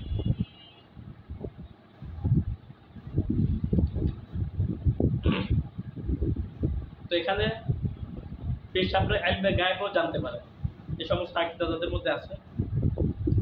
তো এক্ষেত্রে আমি কয়েকটি কথা বলবো। একটি কথা হচ্ছে কাশফ, ইলহাম, তাওয়াজ্জুহ, তাসাউউর, এগুলি ইসলাম পরিপন্থী। প্রত্যেকদের ব্যাখ্যা দিতে গেলে অনেক সময় লেগে যাবে, এই জন্য আমি ওইদিকে যাচ্ছি না। সংক্ষিপ্ত করে আমি শুধু টাচ দিচ্ছি। আমরা কারামাত এবং মুজিজাকে অস্বীকার করি না, কিন্তু কাশফ, এলহাম এবং তাসাউর, তাওয়াজ্জুহ, এগুলির মাধ্যমে ইসলাম ভিত্তিক যে সমস্ত আকীদা তৈরি করা হয়েছে এগুলো আমরা কখনো স্বীকার করি না। কোরআন সুন্নাহ যেগুলি পরিপন্থী ওগুলোকে আমাদেরকে পরিপন্থী করতে হবে, কখনো এগুলো তাওহীদের সাথে মেশানো যাবে না। তো কারামতের ক্ষেত্রে, মুজিজার ক্ষেত্রে কথা হচ্ছে আল্লাহ তাআলা যখন যাকে যতটুকু তৌফিক দান করবেন, ক্ষমতা দিবেন, সে তখন ততটুকু করতে পারবে, আগেও করতে পারবে না, পরেও করতে পারবে না। আল্লাহ তাআলা যাকে যখন যতটুকু জানায় সে ততটুকু জানতে পারবে, এর বেশিও জানতে পারবে না, আগেও জানতে পারবে না, পরেও জানতে পারবে না। এবং একটি কথা মনে রাখবেন, কারামত এবং মুজিজার ক্ষেত্রে এর নিয়ন্ত্রণ সম্পূর্ণ আল্লাহ পাকের হাতে। কারামত এবং মুজিজার ক্ষেত্রে এর নিয়ন্ত্রণ সম্পূর্ণরূপে আল্লাহ পাকের হাতে, অন্য কারো হাতে নয়। এটা কোনো ব্যক্তিগত শক্তি না। আমি যখন চাবো কারামত প্রকাশ করবো, যখন চাবো মুজিজা প্রকাশ করব, যখন চাইবো এটা করবো সেটা করবো, এটা আমার একটা পক্ষীগত একটা ক্ষমতা, এটা কখনোই না, এটা শিরকে আকীদা। কারামত এবং মুজিজার বিষয় সম্পূর্ণরূপে আল্লাহ তাআলার সাথে খাস, আল্লাহ পাকের নিয়ন্ত্রণে, কোনো ওলির নিয়ন্ত্রণে নেই, কোনো দরবেশের নিয়ন্ত্রণে নেই, কোনো পীর সাহেবের নিয়ন্ত্রণে নেই, কোনো কুতুবের নিয়ন্ত্রণে নেই, এটা একমাত্র আল্লাহ পাকের হাতে। তো গায়েবের ইলম, অদৃশ্য খবর আল্লাহ ছাড়া কেউ জানে না। কুল লা ইয়ালামুল গায়বা, কুল লা ইয়ালামুল গায়বা মান ফিস সামাওয়াতি ওয়াল আরদি ইল্লাল্লাহ। এই নবী আপনি বলে দিন, আসমান ও জমিনে যত অদৃশ্য বিষয় আছে, আসমান ও জমিনে যত অদৃশ্য বিষয় আছে আল্লাহ ছাড়া কেউ এগুলো জানে না। এবার আমাদের নবীকে আল্লাহ তাআলা লক্ষ্য করে বলতেছেন, কুল লা আ'লামুল গায়ব, হে নবী আপনি বলুন আমি গায়েব জানি না। এক ইহুদি মহিলা রাসূলুল্লাহ সাল্লাল্লাহু আলাইহি ওয়াসাল্লামকে গোশতের মধ্যে একটা বিষ দিয়ে দিয়েছে, মানে নবীজি ওই বিষ মাখা গোশতকে খেয়ে ফেলছেন, জানতে পারেননি, কারণ তিনি গায়েব জানেন না। আবার বদর যুদ্ধের একদিন আগে রাসূলুল্লাহ সাল্লাল্লাহু আলাইহি ওয়াসাল্লাম বদর প্রান্তরে উপস্থিত হয়ে সাহাবীদেরকে লক্ষ্য করে বলতেছেন, এই জায়গায় আবু লাহাব মারা যাবে, এই জায়গায় আবু জাহেল মারা যাবে, জায়গা চিহ্নিত করে দিচ্ছেন। তিনি একদিন আগে কিভাবে জানলেন? এর অর্থ হচ্ছে আল্লাহ তাআলা তখন থেকে জানাইছেন, এই জন্য তিনি জানতে পারছেন। আর ওই গোস্ত খাওয়ার সময় আল্লাহ তাআলা তাকে জানান দেয়, এই জন্য তিনি জানতে পারেন নাই। আল্লাহ তাআলা যাকে যখন যতটুকু জানায় ততটুকু সে জানতে পারে, এর বেশি জানতে পারে না। এটা হলো বিশুদ্ধ আকীদা। এরকম অনেক ঘটনা আছে। নবীদের স্ত্রীকে ব্যভিচারের অপবাদ দেওয়া হয়েছে, তিনি 1 মাস পর্যন্ত কিছু জানতে পারেননি, পরে আল্লাহ তাআলা ওহীর মাধ্যমে তাকে জানাইছে। আর আমাদের অলি দরবেশ ফকিরা সবকিছু জেনে ফেলে, অন্তরের খবর রাখে, অন্তরের মধ্যে কি আছে সব বলে দিতে পারে, সারা দুনিয়া দেখে ফেলতে পারে। সমস্ত শিরকে আকীদা।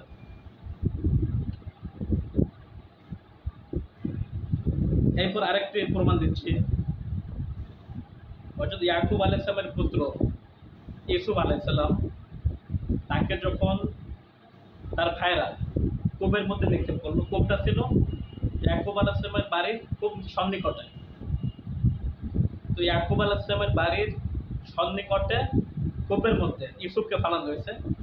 তারপর তার ভাইরা নবীর কাছে গিয়ে বললো, ইয়াকুবের কাছে গিয়ে বললো যে আপনার ছেলেকে পাক খেয়ে ফেলছে। তখন এই কান্নাকাটি করছেন, সবর ধৈর্য ধারণ করছেন। তো তার বাড়ির এত পাশে কূপের মধ্যে তাকে ফেলানো হয়েছে, তিনি এই সম্পর্কে জানতে পারেননি, কোনো জ্ঞানও পাননি। অথচ এর পরবর্তীতে যখন ইউসুফ আলাইহিস সালাম মিশরের রাষ্ট্রীয় ক্ষমতার অধিকারী হলেন, রাষ্ট্রীয় ক্ষমতার অধিকারী হওয়ার পর তার ভাইদের সাথে পরিচয় হলো। এক পর্যায়ে ভাইরা বললো যে আমাদের বাবা তো দৃষ্টিশক্তি হারিয়ে ফেলছে।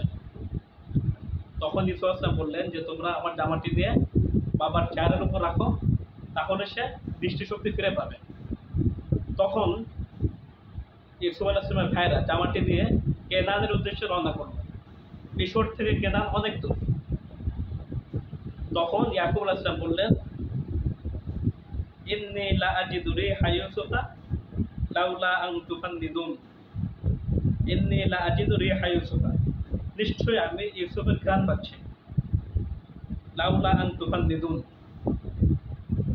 তাহলে ইতিপূর্বে ইউসুফ যখন কুয়ায় ছিল তখন ইউসুফের ঘ্রাণ পেলেন না, আর এত বছর পরে এত দূর থেকে ইউসুফের ঘ্রাণ পাচ্ছেন। এর অর্থটা হচ্ছে তখন আল্লাহ তাআলা তাকে জানায় নাই, কিন্তু এখন আল্লাহ তাআলা তাকে জানাইছে, তার ঘ্রাণ তার কাছে আল্লাহ তাআলা পৌঁছায় দিয়েছে। এর জন্য তিনি জানতে পারছেন এটা হলো মুজিজা। তাহলে বুঝতে পারলাম কারামত মুজিজা এগুলি কক্ষিগত কোনো বিষয় না, স্থায়ী কোনো বিষয় না। আল্লাহ তাআলা যাকে যখন যতটুকু চাবে সে ততটুকু পারবে, এর বেশি পারবে না।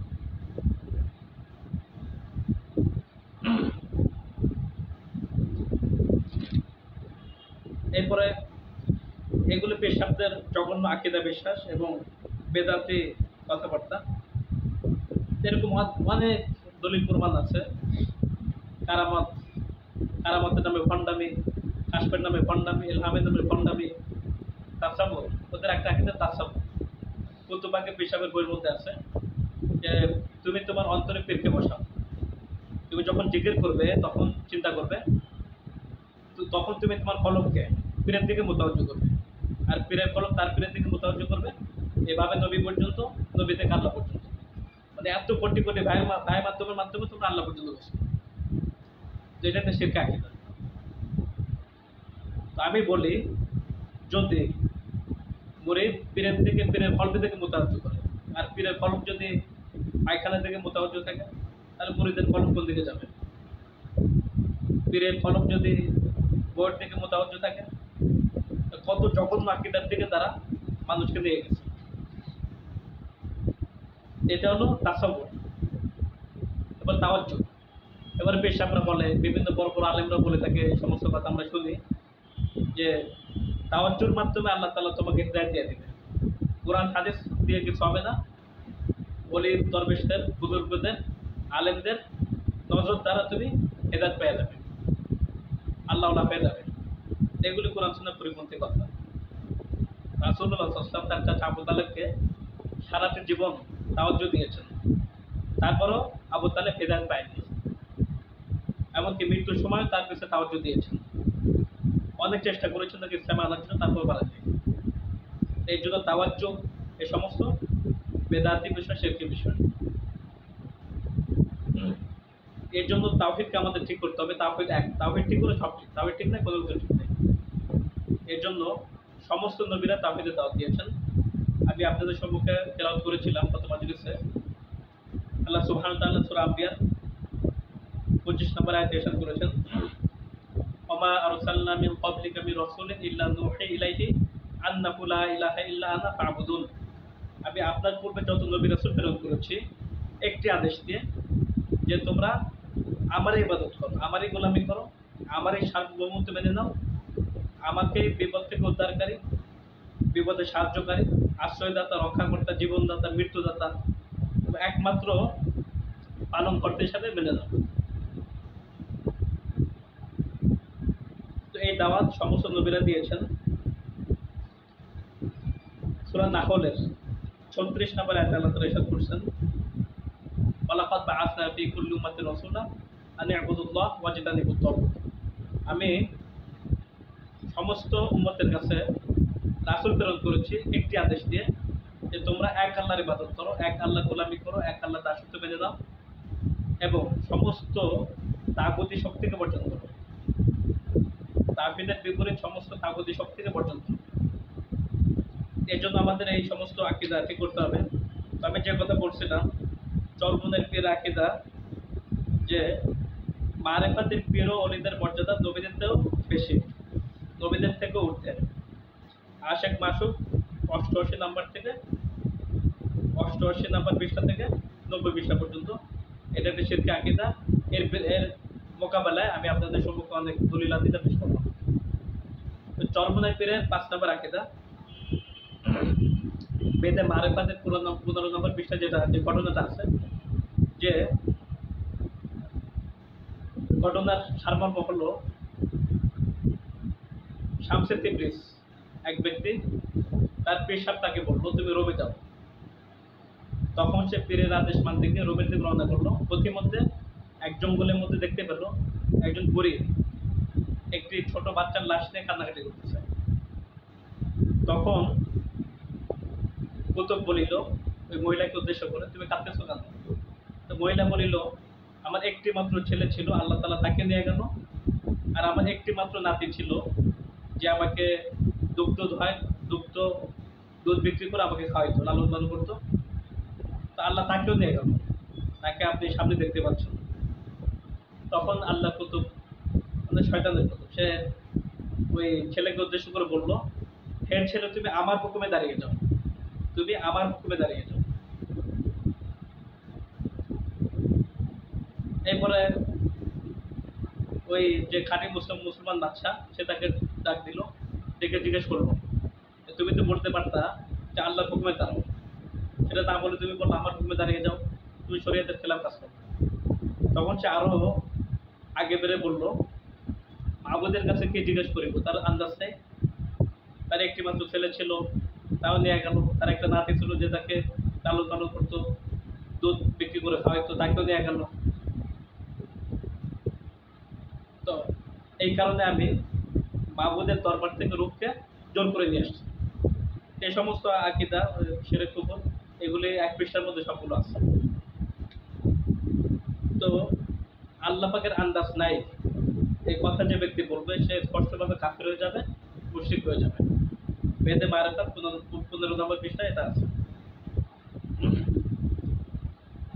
শরিয়া, এরপরে চরমনাই পীরের 6 নম্বর আকিদা, শরিয়াত বহির্ভূত হলেও পীরের হুকুম মানা মুরিদদের জন্য বাধ্যতামূলক, ফরজ। আশেক মাসুদ পৃষ্ঠা নম্বর 35, ওখানে উদাহরণ দিয়েছে, যদি পৃষ্ঠা কামের পীর যদি হুকুম করে, তুমি তোমার জায়নামাজ মদে ডুবাইয়া, শরাবে ডুবাইয়া ওই জায়নামাজে নামাজ পড়ো, তাহলে সেখানে নামাজ পড়তে হবে। পীর সাহেব যদি বলে, আরো বিভিন্ন ওখানে উদাহরণ দেওয়া আছে, জঘন্য শিরকে আকিদা, লা তাআতা লি মাখলুকিন ফি মাসিয়াতিল খালক, আল্লাহ পাকের খলকের নাফরমানিতে কারো আনুগত্য জায়েজ নাই, কোনো পীরের আনুগত্য জায়েজ নাই, কোনো কামেল পীরের আনুগত্য জায়েজ নাই। আর আমরা যে বলি কামেল, মুকাম্মেল, শায়েখ, এরপরে পীর টির কত কি বলে থাকি, এইগুলো বলার অধিকার আমাদের নেই। কে কামেল, কে নাকেস, এগুলো একমাত্র আল্লাহ তাআলা জানেন, কে খাঁটি আর কে অখাঁটি। এই পদবিগুলি দেওয়া, এগুলো বিশ্বাস করে, এটা আর একটা শিরক। তো চরমনাই পীরের 7 নম্বর আকিদা, পীর কাফন চোরকে হাত ধরিয়া পুলসিরাত পার করিয়া দিবেন, পীর কাফন চোরকে হাত ধরিয়া পুলসিরাত পার করে দিবেন, মানে জান্নাত দেওয়ার মালিক বিশ্বাস, তার একটা শিরক আকিদা। এগুলো একমাত্র আল্লাহ পাকের অধিকার, সেগুলি তারা নিজেরা দাবি করছে। বেদে মারেফাত 27 নম্বর পৃষ্ঠা থেকে 28 নম্বর পৃষ্ঠা, বেদে মারেফাত 27 নম্বর পৃষ্ঠা থেকে 28 নম্বর পৃষ্ঠা, পীর কাফন চোরকে হাত ধরিয়া পুলসিরাত পার করিয়া দিবেন। চরমনাই পীরের 8 নম্বর আকিদা, পরকালে পীর ও ওলিদের ক্ষমতার সীমা থাকিবে না, পরকালে পীর ও ওলিদের ক্ষমতার সীমা থাকিবে না। আশেক মাসুদ 8 নম্বর পৃষ্ঠা, 4 থেকে 8 নম্বর পৃষ্ঠা। চরমনাই পীরের 9 নম্বর আকিদা, পীর কিয়ামতের দিন সকল মুরিদদের গুনাহ মাফ করিয়া দিবেন, পীর কিয়ামতের দিন সকল মুরিদদের গুনাহ মাফ করাইয়া দিবেন। বেদে মারেফাত 34 নম্বর পৃষ্ঠা। পীরের চরমনাই পীরের 10 নম্বর আকিদা, যার 2 পীর আছে তাকে 2 পীরে 2 ডানা ধরে জান্নাতে নিয়ে যাবে, কোনো অসুবিধা হবে না। বাংলাদেশ সাকিয়া 55 নম্বর পৃষ্ঠা থেকে 56 নম্বর পৃষ্ঠা, যার 2 পীর আছে তাকে 2 পীরের 2 ডানা ধরে জান্নাতে নিয়ে যাবে, কোনো অসুবিধা হবে না। কত বড় জঘন্য আকিদা। চরমনাই পীরের 11 নম্বর আকিদা, যেটা আমি বেদে মারেফাতের 15 নম্বর পৃষ্ঠায় আছে বললাম, যে আমি আল্লাহ পাকের দরবার থেকে জোরপূর্বক রূপ নিয়ে আসছি, বেদে মারেফাত 15 নম্বর পৃষ্ঠা। চরমনাই পীরের 12 নম্বর আকিদা, পীরগণ কিয়ামতের দিবসে মুরিদগণকে সাহায্য করবে, পীরগণ কিয়ামতের দিবসে মুরিদদেরকে সাহায্য করবে। অথচ ইয়াউমা ইয়াফিরুল মারউ মিন আখিহি ওয়া উম্মিহি ওয়া আবিহি ওয়া সাহিবাতিহি ওয়া বানিহি, বাপ ছেলেকে দেখে পালাবে, পরে সাথী সঙ্গী সবাইকে দেখে পালাবে, তখন নাকি পেশাব মুরিদদেরকে সাহায্য করবে। কোরআন বিধ্বংসী আকিদা, কোরআন বিরোধী আকিদা, শরীয়ত বিরোধী আকিদা। সাহায্য করার মালিক সে দাবি করতেছে। চরমনাই পীরের 13 নম্বর আকিদা, মৃত্যুর সময় পীর স্বীয় মুরিদকে শয়তান থেকে বাঁচাতে পারে, মৃত্যুর সময় পীর স্বীয় মুরিদকে শয়তান থেকে বাঁচাতে পারেন। বেদে মারেফাত 31 নম্বর পৃষ্ঠা। এই সমস্ত হলো চরমোনাই পীরের বইয়ের আকীদা। এই 13টা আকীদা, যেগুলি জঘন্য আকীদা, এগুলো তুলে ধরলাম। আরো অসংখ্য আকীদা আছে। চরমোনাইয়ের প্রতিষ্ঠাতা পীর এরশাদ সাহেব বেদে মারেফাতের 94 পৃষ্ঠা লাস্টের দিকে বলে দিয়েছেন যে আমি 27 খানা কিতাব লিখিয়ে দিলাম, তোমরা এই 27 খানা কিতাব পড়িবা, আমল করিবা, তারপর জান্নাতে দাখিল হইবা। তিনি সমস্ত মুরিদদেরকে 27 খানা বই পড়ার অনুরোধ করে গেছেন, আদেশ করে গেছেন। এবং এগুলি ভালো ভালো কাগজে লক্ষ লক্ষ কোটি করে ছাপতেছে। আর মুরিদরা এগুলি করে করে আকীদা নষ্ট করতেছে, ঈমান নষ্ট করতেছে। আমি স্পষ্ট করে বলবো চরমোনাই পীর সাহেবকে, তারা বলে থাকে যে আমাদের ভুল ত্রুটি হলে ধরাই দেন, আমরা শুধরে যাব। এগুলি মুখের বুলি ছাড়া কিছু না। তাদেরকে যুগকে যুগ ধরে বলা হয়েছে যে আপনাদের বইয়ের মধ্যে শিরকে, কুফরে, বেদাত এগুলো তাদের খণ্ড করে বসে না। এর অর্থ হচ্ছে তারা এই সমস্ত আকীদা বিশ্বাসী, তারা এগুলি প্রমোট করে, এগুলি বাস্তবায়ন করে, এই সমস্ত আকীদা লালন করে। আর এগুলো যদি করে থাকে সম্পূর্ণ শিরকি আকীদা, কুফরি আকীদা, বেদাতি আকীদা, তো তাদেরকে বয়কট করতে হবে। এদের সাথে কোনো সম্পর্ক রাখা যাবে না। আর সম্পর্কের অন্তর্ভুক্ত সম্পর্কের মাপকাঠি হবে ওয়ালা বা মিত্রতা, শত্রুতার মানদণ্ড হচ্ছে ঈমান, তাওহীদ। তাওহীদ থাকলে সম্পর্ক আছে, তাওহীদ না থাকলে সম্পর্ক নেই। আমাদের মুসলিম জাতিকে সতর্ক হতে হবে। তো আমি তাদের সমস্ত শিরকি, কুফরি আকীদাগুলো তুলে ধরব। আর বেদাতে আমলের তো শেষ নেই, অভাব নেই, বেদাতে আমলে ভরপুর। তো আমি মাত্র একটি বেদাতি আমল নিয়ে আলোচনা করব, এরপর আজকের আলোচনা ইনশাআল্লাহ শেষ করব। চরমোনাই পীর সাহেবদের বড় একটি বেদাত হলো যিকরে জলি। যিকরে জলি উচ্চ স্বরে, উচ্চ কণ্ঠে, সম্মিলিতভাবে কাঁধে কাঁধ মিলিয়ে একসাথে জিকির করা। কাঁধে কাঁধ মিলিয়ে, সুরে সুর মিলিয়ে, তালে তাল মিলিয়ে একসাথে জিকির করা। বিভিন্ন সিস্টেমে জিকির করা, হাফসে দাম, পাঁচ আন্তাস, এরপর আরো বিভিন্ন রকমের জিকির আছে, অনেক রকমের তরিকা আছে। এই সমস্ত তরিকা জিকির করা, তো এটা স্পষ্ট বেদাতি আমল, কোনো সন্দেহ নেই। তবে হাদিস কোরআন থেকে এটা প্রমাণ করেছে ইনশাআল্লাহ।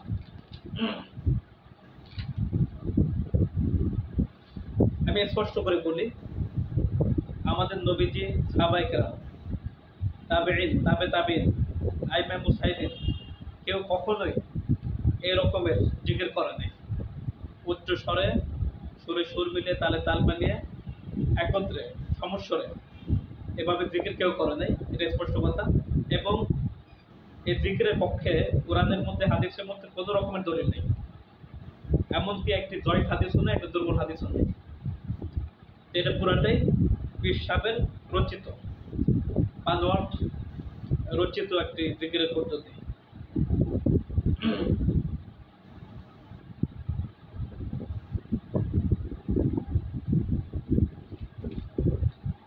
তো তাওহীদের ওপর আলোচনা করতে আমি বলেছিলাম যে আল্লাহ পাকের আমায় একটু তাগুতকে অস্বীকার করতে হবে, তারপরে এক আল্লাহর উপর ঈমান আনতে হবে। তাহলে ফাকাদ ইসতামসাকা বিল উরওয়াতিল উসকা, তারা এমন শক্তিশালী হাতল আঁকড়ে ধরলো, মজবুত রশি আঁকড়ে ধরলো, যা কখনো ছেড়ে যাবার নয়। হাতল মানে এই ফ্যান চলতেছে, ফ্যানের মধ্যে যে ভরাটা আছে এটা হলো হাতল। তো আঁকড়ে ধরতে হবে ঈমান, তাওহীদকে, কুফরকে, তাগুতকে বর্জন করতে হবে, ঈমান বিল্লাহকে গ্রহণ করতে হবে। এই রশি আঁকড়ে ধরতে হবে, এটা কখনো ছিড়বে না। তাওহীদের রশি আঁকড়ে ধরতে হবে। আর 8 রশি, আরো কত রকমের রশি আছে, চরমোনাইয়ের 5 রশি, আরো 6 রশি, 10 রশি, কত রশি আছে, এগুলো সব ছেড়ে যাবে। এই জন্য আমাদের কোরআনের রশি আঁকড়ে ধরতে হবে, তাওহীদের রশি আঁকড়ে ধরতে হবে, নচেত মুক্তি পাওয়া যাবে না।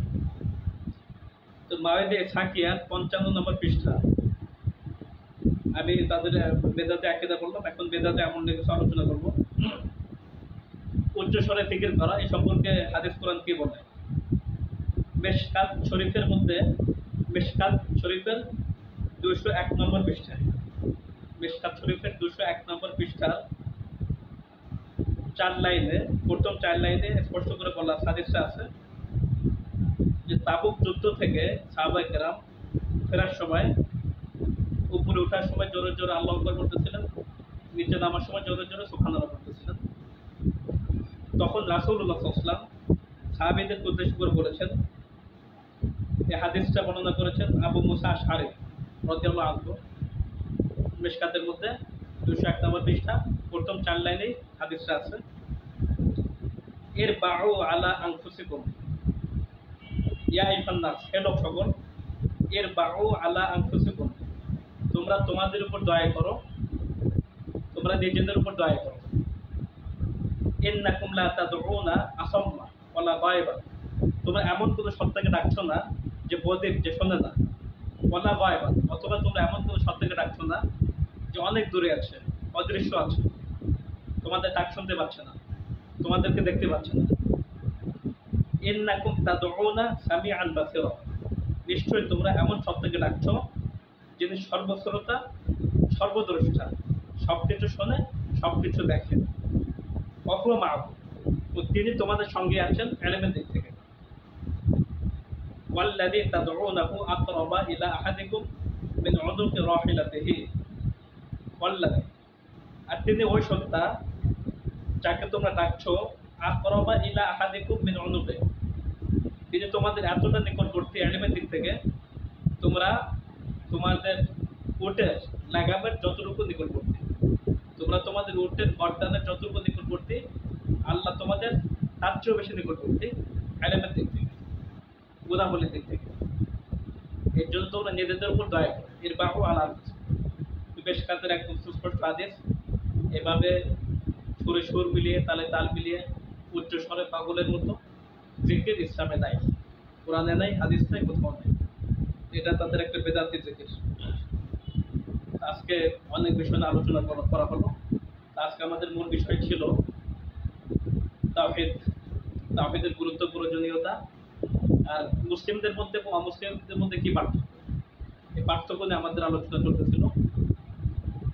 এবং ইসলামের রকম মূল ভিত্তি 5টির মধ্যে সবচেয়ে গুরুত্বপূর্ণ মূল ভিত্তি হল ঈমান। আর ঈমানের মূল ভিত্তি হচ্ছে তাওহীদ। আর তাওহীদের রকম হচ্ছে 2টি, লা ইলাহা একটা, ইল্লাল্লাহ একটা।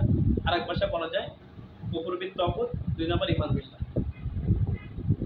তো এই রশিক আমাদের আঁকড়ে ধরতে হবে এবং আমৃত তাওহীদের উপর অটল থাকার চেষ্টা করতে হবে। তাওহীদ সম্পর্কে ইলম অর্জন করতে হবে, তাওহীদ চর্চা করতে হবে, নিজের মধ্যে বাস্তবায়ন করতে হবে এবং জাতির কাছে তাওহীদের বাণী ছড়িয়ে দিতে হবে।